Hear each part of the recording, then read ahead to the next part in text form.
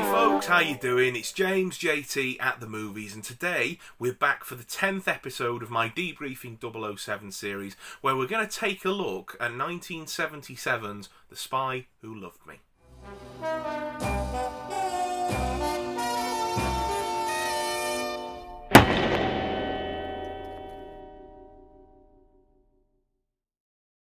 So, The Spy Who Loved Me came out in 1977, and it came out to glowing reviews from critics, and is still to this day revered as one of the best Bond films of the series, and possibly Roger Moore's strongest performance. I don't quite agree with that, but I'll come to that later. I do enjoy this film very, very much, but it's not the one I'd put at the top of Sir Roger's performances. I can't, however, deny that it is a fantastic film, and on this most recent rewatch, I had an absolute blast with it, so I'm really looking forward to talking about it with you guys. Now, this film came out in 1977, and the previous film had come out in 1974. At the time, that was the longest gap between films coming out in the franchise, and the reason for that is that the series' longtime producer, Harry Saltzman, who'd made the first 9 films with his partner, Albert Cubby Broccoli, had actually come into some troubles and found that he had to sell his Bond rights to basically get himself out of the trouble that he'd come into in his private life. That, of course, delayed things and meant now that Cubby Broccoli was the sole producer of the James Bond franchise.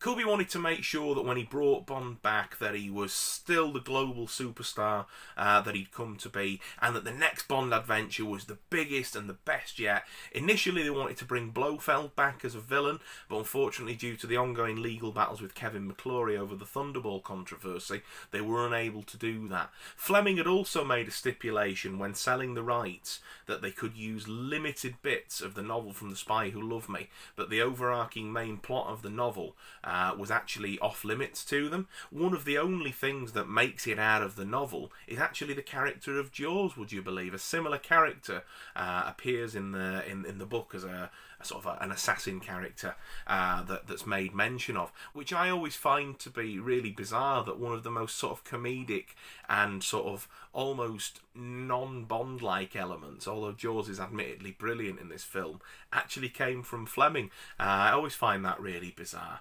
This film really is a film on a grand scale. Everything's been dialed up to 11. The pre-title sequence is fantastic. Bond is relaxing in the Alps with a nice young lady. They're both snuggled up by a nice hot fire when he gets a message through from M on his sort of MI6 watch that says you need to report back to HQ, and we get the classic exchange, "But James, I need you." Roger Moore and his bright yellow ski suit turns around and goes, "So does England."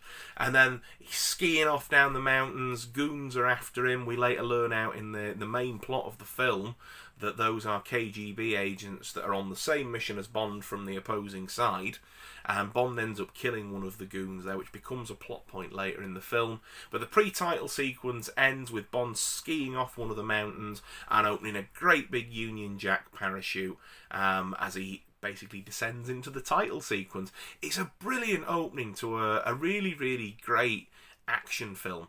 And whilst I've said before, for those who know me and have maybe seen my ranking video, that The Spy Who Loved Me isn't one of my favourite James Bond films, it actually comes out fairly low down on my list. That's just because there are films in the series that I enjoy more. That doesn't mean to say that I don't enjoy this film. And this most recent rewatch, I really had a great time with it. I really, really did. And so let's have a bit of a recap then of the basics of the plot. Bond is asked to report into MI6 to help investigate the mysterious disappearance of British and of Soviet submarines that have been basically mysteriously wiped off the face of the earth, and nobody seems to know quite what's going on. Now, the British don't believe that the Russians have anything to do with it, and vice versa, so they actually agree a truce and to work together to pool their resources to basically make sure that they can get the desired outcome, get the submarines back and put a stop to whoever's doing it. When Bond gets back, he learns of the plot of the missing submarines and understands that he's been assigned to find out what's going on.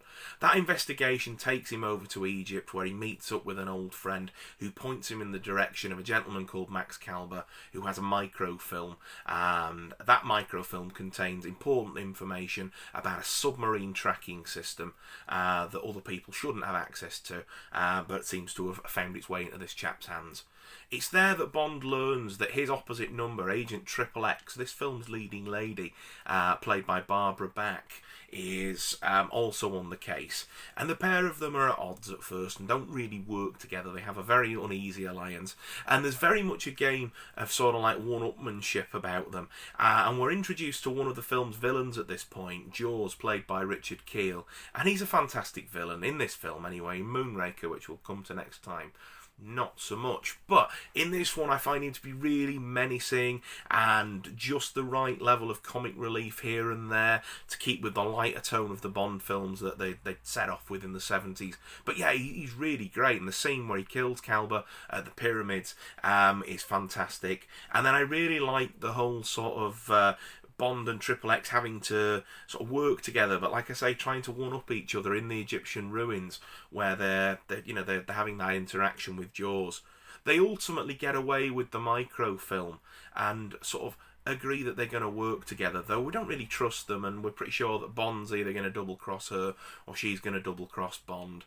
Sure enough, Anya Amasova, Agent Triple X, does double-cross Bond and ends up heading back to headquarters. Bond reluctantly retires back to the British headquarters in Egypt, which is, funnily enough, in one of the pyramids. And I always think this is a brilliant thing of the sort of the early Moore tenure, is that MI6 have these sort of on-location offices in really bizarre places. Bond meets up with Moneypenny and says his usual hello, but then he comes in and sees General Gogol, who's M's opposite number in the KGB there, and realises that they really have sort of agreed a truce and that they are working together. Then Triple X comes out and hands in the microfilm. Bond actually reveals that before Triple X had got the better of him and got the microfilm off him, that he'd managed to investigate it and that the information on it was largely useless. But when they take a closer look at it with the MI6 technology and with Q, they realise that they now have a suspect in the case, and that is shipping tycoon Carl Stromberg. So while travelling by train to go and investigate Carl Stromberg, the film's leading villain, Bond and Anya Amasova end up having an encounter with Jaws that's very similar to the fight scene in From Russia with Love between Bond and Red Grant. Bond, of course, emerges triumphant and manages to save Anya from an attack from Jaws that would have likely been fatal. And this particular instance leads to them sort of both letting their guards down and setting aside their rivalries and working together in a much better fashion than they had been doing up to press. And they also start to show some sort of affection for each other as well. You can tell that Bond's quite taken with her, and that Anya's also quite taken with Bond, which to her would be quite conflicting as well, because earlier in the film she's notified that her fellow agent and long-time lover has been killed in an altercation with the British Secret Service. Which is exactly what you're thinking, folks. It is the chap that was killed in the pre-title sequence by James Bond, so that's going to come back up later. So, posing as marine biologists, Bond and Anya Amasova go to Stromberg's lair and they meet with him and they take a bit of a look round and sort of have a bit of a natter that sort of confirms their suspicions are right and that they're on the right tracks.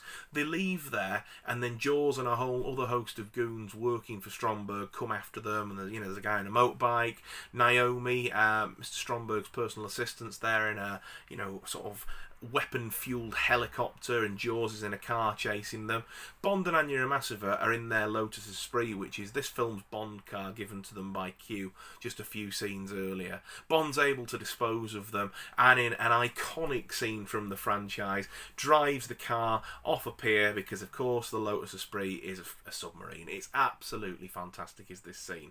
One of my favourite scenes in all Bond is when the car goes off the end of the pier and they're underwater. They then go and take a look at Stromberg's underwater lair, Atlantis, and realise that alongside the technology that he has and the new supertanker that he's just been working on, that he would be the man behind the plot. Bond and Triple X then board an American submarine that they feel is likely to be captured by Stromberg on his new supertanker, so that they can infiltrate from the outside. And of course, the American tanker is captured.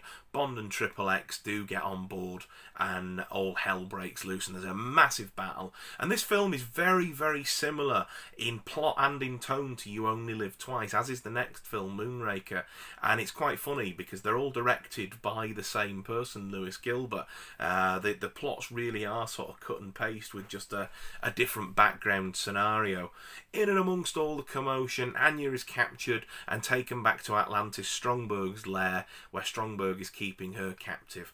At this point in the film, Anya has learned that James Bond is the one who's killed her lover, and says to Bond, when the mission is over and when everything's safe, I will kill you. So there's some tension there again. Bond and the Americans managed to take over and take out of action the supertanker that Stromberg's been using to capture all the different submarines, and they also managed to program the nuclear missiles that Stromberg sent off from both the Russian and the British submarines to take out each other and stop the World War III like event that Stromberg was trying to incite. The reason that he was trying to do this is because he wanted to lead an underwater community from his base of operations, Atlantis.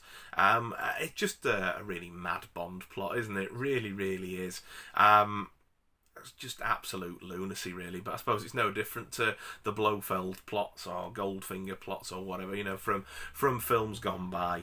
Now that the supertanker's been taken care of, the US actually give their sailors the order to sink Stromberg's Atlantis and make sure that this issue is taken care of once and for all.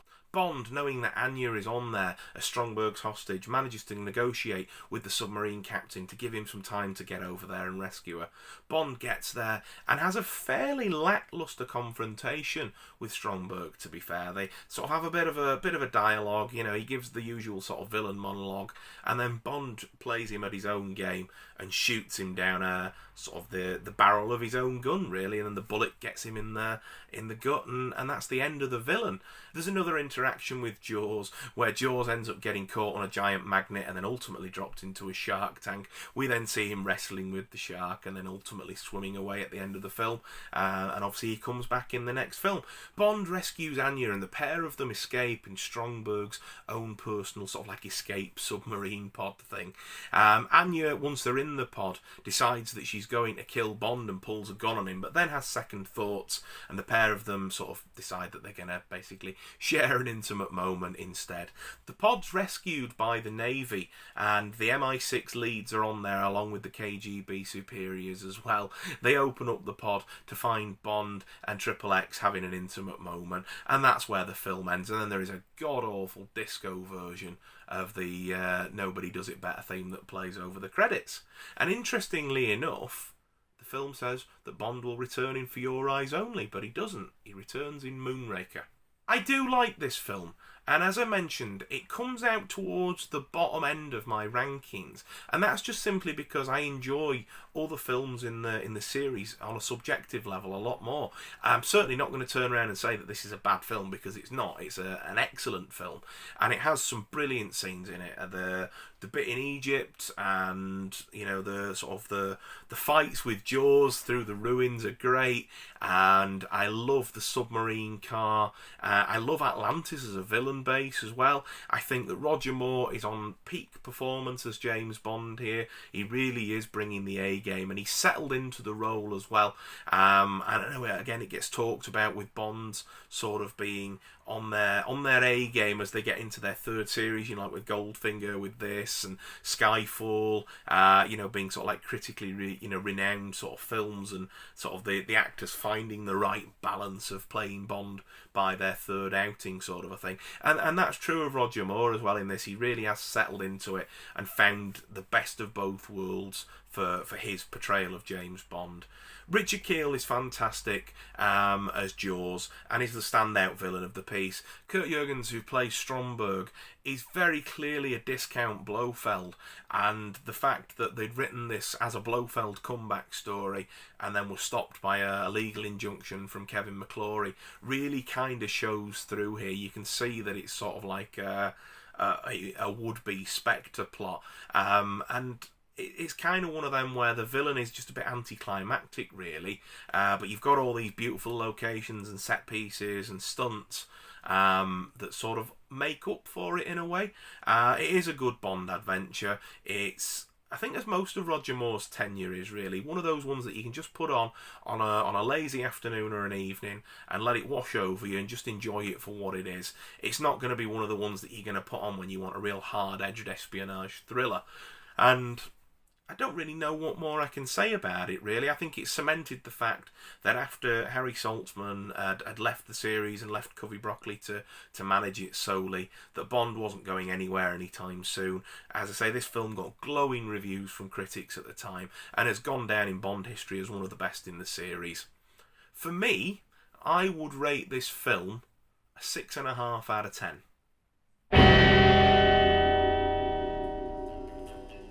So there we are, folks. That's been my brief thoughts on The Spy Who Loved Me. I do enjoy this film, but there are films in the series that I enjoy more. I was really pleasantly surprised this rewatch to find that I enjoyed it a lot more than I have done when I've watched it on, occasions gone by sort of thing. And I think that possibly when I do my re-ranking at the end of this series to see how I feel about it, that it might actually have come up the list a little bit. So you never know with that one. Now, if you've liked this video, and you like videos talking about the James Bond movies, and you like videos talking about collecting physical media, reviewing films, and just enjoying films, and DVDs, Blu-rays, 4Ks, and all that sort of thing, then please think about subscribing to my channel, as that's what I'm all about. And if you've liked this video, leave us a thumbs up and leave me your comments down below. What were your thoughts on The Spy Who Loved Me and the James Bond franchise as a whole? I think that this is really the turning point for Roger Moore. The films are very much hit and miss for him from here on out, which is an absolute shame. But yeah, what are your thoughts? Leave them down below. And above all else, folks, as I always say, take care of yourselves. Please continue to stay safe, and I look forward to seeing you next time in this series for my review of Moonraker.